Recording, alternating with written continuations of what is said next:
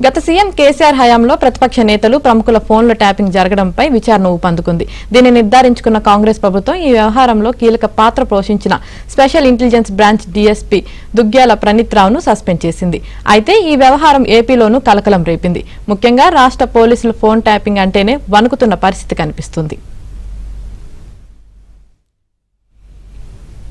గత 5 ఏళ్లుగా అధికార పార్టీ పెద్దల ఒత్తిడికి తలొగ్గి ట్యాపింగ్ సహా చాలా చేస్తున్నామని, రేపు ప్రభుత్వం మారితే తమ పరిస్థితి ఏంటని అంతర్గతంగా ఆందోళన చెందుతున్నారు.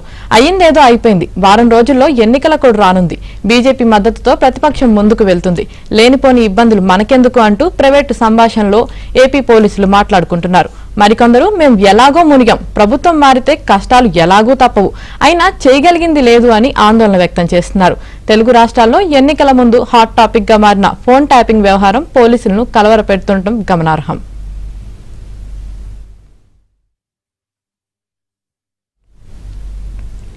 తెలంగాణలో special intelligence branch DSP Praneeth Rao phone tapping కు పాల్పడినట్లు రాష్ట్ర ప్రభుత్వం గుర్తించింది. దీంతో ఆయనపై చర్యలు తీసుకుంది. వాస్తవానికి ఎస్ఐబి అంటే మావోయిస్టుల ఉనికి, కదలికలు తెలుసుకునే విభాగం.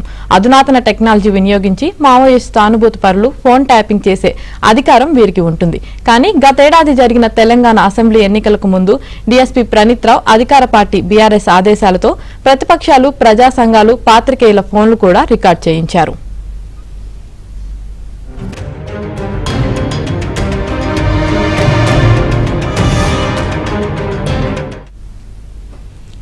ఎవరితో ఎవరేం మాట్లాడుతున్నారో తెలుసుకుని గత ప్రభుత్వ పెద్దలకు చేరవేశారు ప్రణీత్ రావు.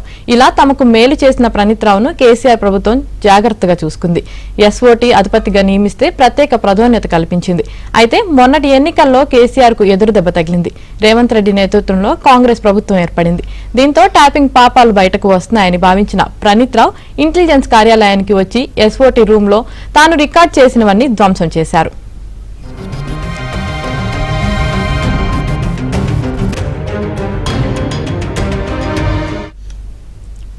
విషయం తెలుసుకున్న ఉన్నతాధికారులు ప్రణీత్ ను బదిలీ చేసి విచారణ చేయడంతో గుట్టురట్టయింది. 45 హార్డ్ డిస్కులు నాశనం చేసి కొత్తవి పెట్టారని, సెల్లార్లో వేల రికార్డులు తగలపెట్టారని ప్రాథమిక విచారణలో తేలింది. అయితే తనపై అధికార ప్రభాకర్ రావు చెప్పినట్లే చేశానని, తాను సొంతంగా ఏమీ చేయలేదని ప్రణీత్ రావు చెబుతున్నా తప్పించుకునే పరిస్థితి మాత్రం లేదు. గవర్నర్ తమిళిసై, కేంద్ర మంత్రి కిషన్ రెడ్డి, బీజేపీ అధ్యక్షులు బండి సంజయ్, కాంగ్రెస్ అధ్యక్షుడు రేవంత్ రెడ్డి సహా పలువురు ఫోన్లు ట్యాపింగ్ చేసినట్లు ఆరోపణలు వచ్చాయి. ఇది నిజమని తేలితే తెలంగాణ డీఎస్పీతో పాటు ఆయన వెనుకున్న పెద్దలకు సైతం టెలిగ్రాఫ్ చట్టం కింద చర్యలు తప్పవు.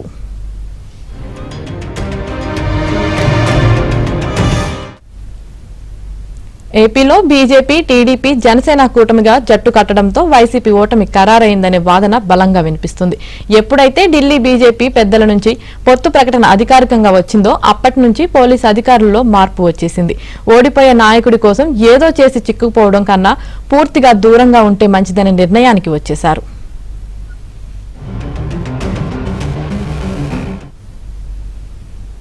అడ్డగోలుగా జగన్ కోసం పనిచేసే కొందరు అధికారులు ప్రైవేట్ హ్యాకర్స్ తో రహస్య ఒప్పందం కుదుర్చుకున్నట్లు పోలీసు శాఖలో గుసగుసలు వినిపిస్తున్నాయి. ఈ నేపథ్యంలో రేపు ప్రభుత్వం మారితే వీరిపై చర్యలు తప్పవనే చర్చ జరుగుతుంది. ఇప్పుడు వెలుగు చూసిన తెలంగాణ డీఎస్పీ ప్రణీత్ రావు ఉదంతం వీరికి కూడా అప్లికబుల్ అవుతుందని చెబుతున్నారు. అందుకే ఏపీ పోలీసులు కొందరు భయంతో ఉన్నారని సమాచారం.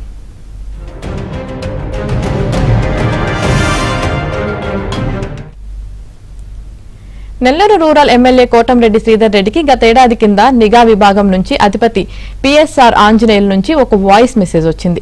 పాత మిత్రుడితో శ్రీధర్ రెడ్డి మాట్లాడిన మాటలే అందులో ఉన్నాయి. దీంతో కోటంరెడ్డి అవతల వ్యక్తికి ఫోన్ చేసి నువ్వు నా వాయిస్ రికార్డ్ చేశావా అని అడిగారు. లేదని అవతల వ్యక్తి చెప్పడంతో ఫోన్ ట్యాపింగ్ జరిగినట్లు గుర్తించారు. మీడియా ముందు ఈ విషయాన్ని వివరించడంతో పాటు కేంద్ర హోంశాఖకు సైతం ఫిర్యాదు చేశారు.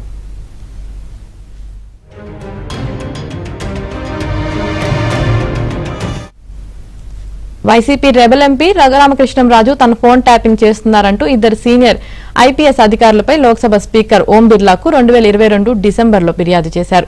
ఉద్దేశపూర్వకంగానే ఏపీ ఇంటెలిజెన్స్ చీఫ్ సీతారామాంజనేయులు అప్పటి సిఐడి అధిపతి పివి సునీల్ కుమార్ తన హక్కులకు భంగం కలిగిస్తున్నారని ఫిర్యాదు చేయడంతో కేంద్ర హోంశాఖకు పార్లమెంట్ కీలక ఆదేశాలు జారీ చేసింది.